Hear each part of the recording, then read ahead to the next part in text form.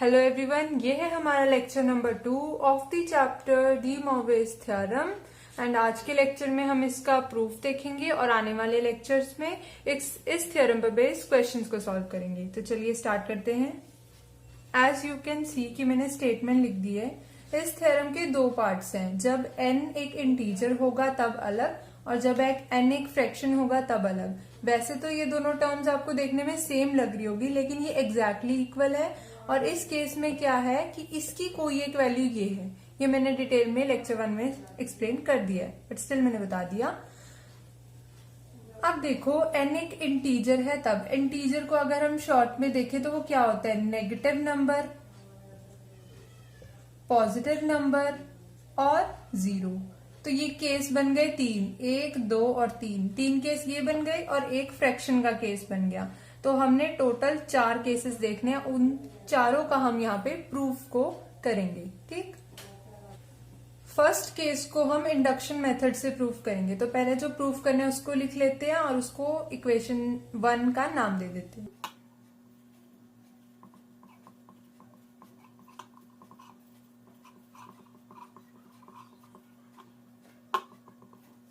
अब आपको पता होगा कि हम इंडक्शन मेथड में क्या करते हैं, n की कोई वैल्यू रखते हैं, 1 ही रखते हैं बेसिकली। तो for n is equal to 1, यहाँ पे हम देखते हैं कि ये इक्वल हो रहा है या नहीं हो रहा। तो देखते हैं, cos theta plus iota sine theta whole power 1।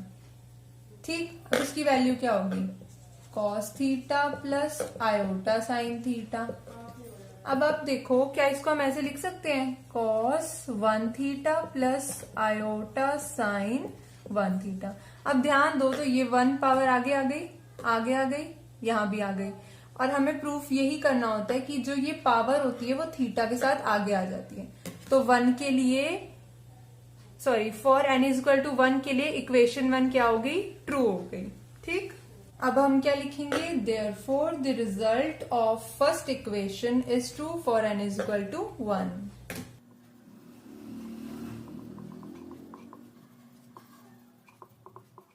अब इंडक्शन के नेक्स्ट स्टेप में क्या करते हैं, हम लेट कर लेते हैं कि n is equal to k के लिए भी 1 जो इक्वेशन है वो ट्रू है। ठीक, तो हम क्या करेंगे, let for n is equal to k equation 1 is true. तो हम यहाँ पे जहां भी n है वहां पे k पुट कर देंगे। क्या बनेगा,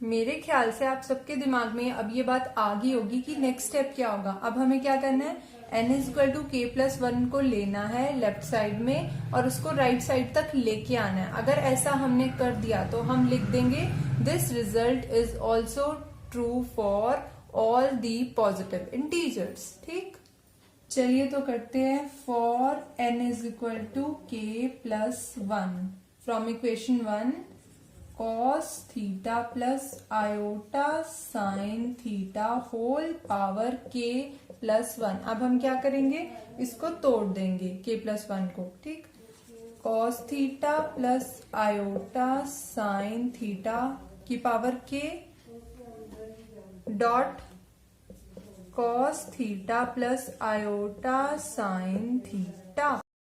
अब जरा ध्यान से इक्वेशन 2 में देखो, इसमें इसकी वैल्यू है ये इसके बराबर है, तो इसकी जगह हम ये लिख सकते हैं। ठीक, तो ये क्या हो गया, cos k theta plus iota sign k theta. ठीक, ये टर्म एज इट इज रही, cos theta plus iota sine theta. अब हमने फर्स्ट चैप्टर में भी पढ़ा था, उसमें क्या था कि अगर कभी ऐसे कॉम्प्लेक्स नंबर ऐसे मल्टीप्लीकेशन में हो तो उनके एंगल्स क्या हो जाते हैं, एड ऑन हो जाते हैं। ठीक, तो ये क्या बनेगा, cos k theta plus theta, right, plus iota sign k theta plus theta. ठीक, ब्रैकेट की जरूरत नहीं है हमें। अब क्या हुआ, यहां से थीटा कॉमन निकालो, cos k plus 1 theta plus iota sign k plus 1 theta. अब तुम ध्यान से देखो तो यहाँ पे हुआ क्या, हमने इसको किसके इक्वल प्रूव कर दिया कि ये जो पावर थी वो एंगल के साथ आगे मल्टीप्लीकेशन में हमने प्रूव कर दी, ला दी। अब हम क्या बोल सकते हैं कि the result 1 is also true for n is equal to k plus 1, therefore it is true for all the positive integers. ठीक,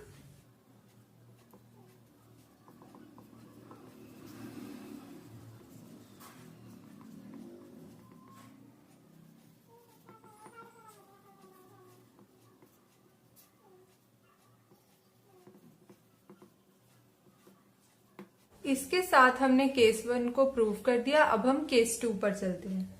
अब हम करेंगे केस 2, जो क्या कहता है when n is a negative integer. तो अगर n नेगेटिव है तो कैसे टाइप का होगा, n is equal to minus m type का।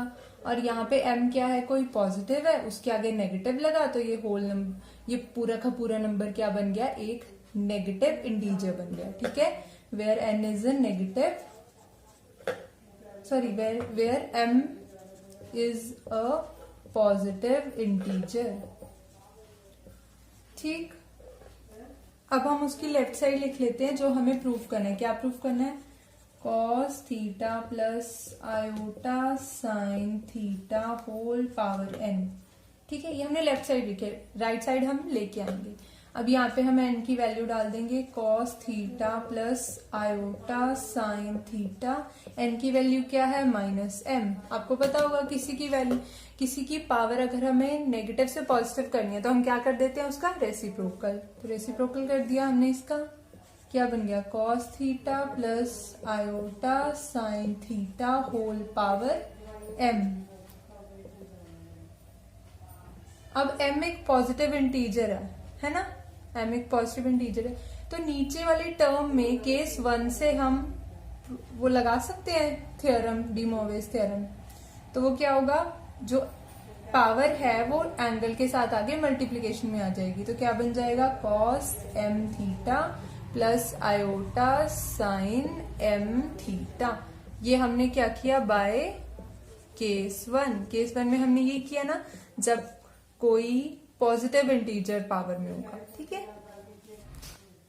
अब आप ध्यान दो तो यहाँ डिनोमिनेटर में क्या आ गया, एक कॉम्प्लेक्स नंबर आ गया। तो हमें यहाँ पे क्या करनी है, इस कॉम्प्लेक्स नंबर की रैशनलाइजेशन करनी है। वो आपको पता ही होगा, आयोटा वाली टर्म को नेगेटिव करके ऊपर मल्टीप्लाई डिवाइड कर देते हैं। तो कर दिया cos m theta plus iota sine m theta, multiply divide किया cos m theta minus iota sine m theta over cos m theta minus iota sine m theta. ठीक है, अब क्या करेंगे, इसको इससे मल्टीप्लाई करेंगे। ये तो 1 से है तो एज इट इज टर्म आ जाएगी, cos m theta minus iota sine m theta. यहाँ क्या बनेगा, a plus b multiply by a minus b. वो क्या होता है, a square minus b square. लिख के बता देती हूँ, a plus b into a minus b इसके इक्वल हो जाएगा a square minus b square. यहाँ पे a क्या है, कॉस m थीटा का होल स्क्वायर माइनस b क्या है, आयोटा साइन m थीटा। ठीक, cos m theta minus iota sine m theta. नीचे वाली टर्म क्या बनेगी, cos square m theta minus iota square और sine square m theta. Iota square की वैल्यू क्या होती है, -1, माइनस माइनस प्लस, तो cos square theta plus sine square theta नीचे बन जाएगा। कॉस स्क्वायर थीटा मतलब cos square m theta plus sine square m theta. ये क्या बन गया, नीचे वाला 1 बन गया, तो ऊपर क्या रह गया, सिर्फ cos m theta minus iota sine m theta. हम अपने रिजल्ट के एकदम नजदीक पहुंच चुके हैं। इससे पहले एक बात देख लो कि कॉस माइनस थीटा किसके इक्वल होता है, कॉस थीटा के equal, and sine minus theta किसके इक्वल होता है, माइनस साइन थीटा के इक्वल। यही चीज हम यहाँ यूज करेंगे। हम क्या करेंगे, कॉस माइनस m थीटा, और इस माइनस को हम अंदर ले गए तो बाहर पॉजिटिव हो गया, positive sine minus m theta. अब ध्यान दो, तो अगर हम cos minus theta equal to cos theta and sine minus theta equal to minus sine theta. अब मैं यहाँ थीटा बोल रही हूँ, थीटा मीन्स है m थीटा। ठीक है, तो देखो प्रूफ हो गया। क्या हुआ ये आगे आ गया, ये आगे आ गया। यहाँ पे आप m को माइनस m को n से भी रिप्लेस कर सकते हो। क्या लिख सकते हो? Cos n theta plus iota sine n theta. ये माइनस m n के इक्वल ही लिया था हमने, तो यहां से हमने इस स्टेटमेंट के सेकंड केस को भी प्रूफ कर दिया। एज यू कैन सी कि केस 1 एंड केस 2 में हम पॉजिटिव एंड नेगेटिव इंटीजर्स के लिए देख चुके हैं। अब इंटीजर में सिर्फ और सिर्फ 0 रह रहा है, तो यहाँ हम किसका प्रूफ देखेंगे? For n is equal to 0। इसमें हम अपनी लेफ्ट साइड लिख लेते हैं कॉस theta plus iota sine theta की पावर n यहाँ पे है 0। ठीक है, तो अब बताओ anything raise to the power 0 is 1, right? Cos 0 क्या होता है? 1 के इक्वल होता है। और साइन 0 क्या होता है? 0 के इक्वल होता है। प्लस आयोटा साइन 0, तो sine 0 is 0, iota into 0 is 0, cos 0 is 1, तो ये एग्जैक्टली 1 के इक्वल ही है। तो हमने क्या प्रूफ कर दिया? इसको थोड़ा सा ऐसे लिख लेते हैं कि cos 0 theta plus iota sine 0 theta. ठीक है, हमने प्रूफ कर दिया कि ये जो पावर में टर्म है वो एंगल के साथ मल्टीप्लिकेशन में आ गई। देयरफॉर दिस रिजल्ट 1 जो हमने स्टार्टिंग में लिया था, it is also true for n is equal to 0। तो हम क्या बोल सकते हैं? केस 1, केस 2, केस 3 के हिसाब से cos theta plus iota sine theta whole power n will be equal to cos n theta plus iota sine n theta. आप लोग को भी रट गया होगा ना ये अभी तक? चलो ठीक है, इसी के साथ हमने स्टेटमेंट का फर्स्ट पार्ट देख लिया है जिसमें n कोई भी इंटीजर होगा। अब हम देखते हैं स्टेटमेंट का सेकंड पार्ट और यहाँ पे केस में फोर्थ पार्ट। ठीक, चलिए तो अब हम अपना लास्ट केस कर लेते हैं जो है केस नंबर 4। ये क्या है? When n is any fraction, चाहे वो पॉजिटिव हो या फिर वो नेगेटिव हो। अब वो किस फॉर्म में होगी? n is equal to p over q की फॉर्म में होगी, where q is not equal to 0 and जो फ्रैक्शन है वो पॉजिटिव और नेगेटिव दोनों हो सकते हैं। तो वो किस पे डिपेंड करेगा? p या तो पॉजिटिव होगा या नेगेटिव होगा, और जो q है उसको हम पॉजिटिव ही कंसीडर करेंगे। ठीक है, अगर p पॉजिटिव तो फ्रैक्शन भी पॉजिटिव, p नेगेटिव तो फ्रैक्शन भी नेगेटिव। अब हम ये देख लेते हैं कि हमें किस रिजल्ट तक पहुंचना है इसको प्रूव करने के लिए। तो इसके लिए हमें पहुंचना है cos p over q theta plus iota sign p over q theta is one of the value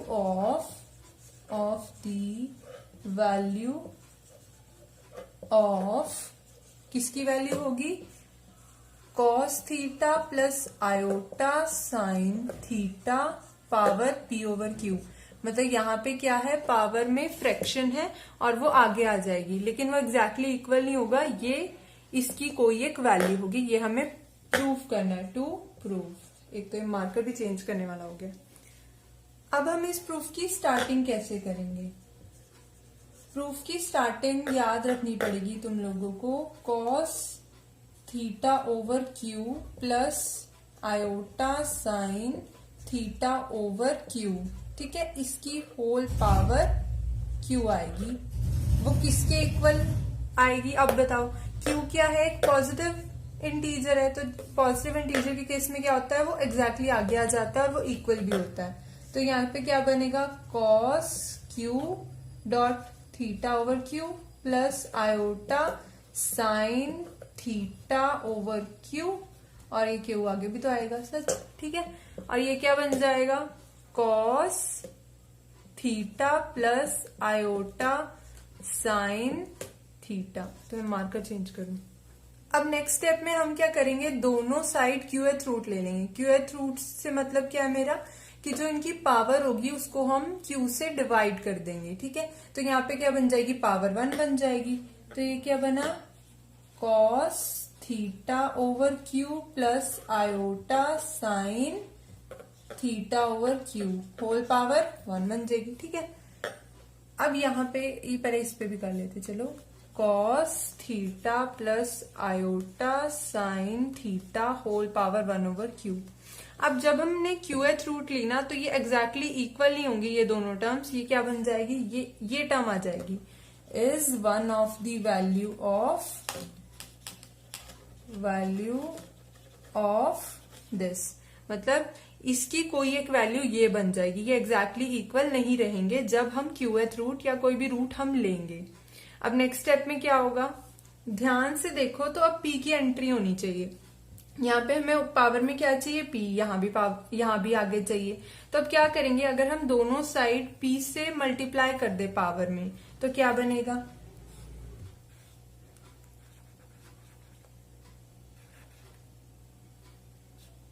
q plus iota sine theta over q whole power बनेगी p is one of the value of this. यहाँ पे भी power में p multiply में आएगा ऊपर, ठीक है, cos theta plus iota sine theta, यहाँ पे हो गया p ओवर q, ठीक है। अब मुझे बताओ p या तो पॉजिटिव या नेगेटिव, और हमने केस 1 और 2 में कर लिया, चाहे पॉजिटिव हो चाहे नेगेटिव हो, ये एंगल में आगे मल्टीप्लीकेशन में आ जाएगा।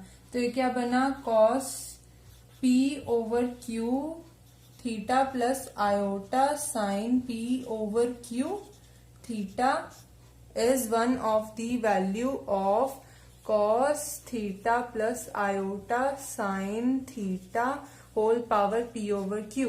अब हमने प्रूफ कर दिया कि कभी भी पावर फ्रैक्शन में होगी तो भी आगे आ जाएगी एंगल में, लेकिन ये इसकी एक वैल्यू बन जाएगी, ना कि एग्जैक्टली इक्वल होगा।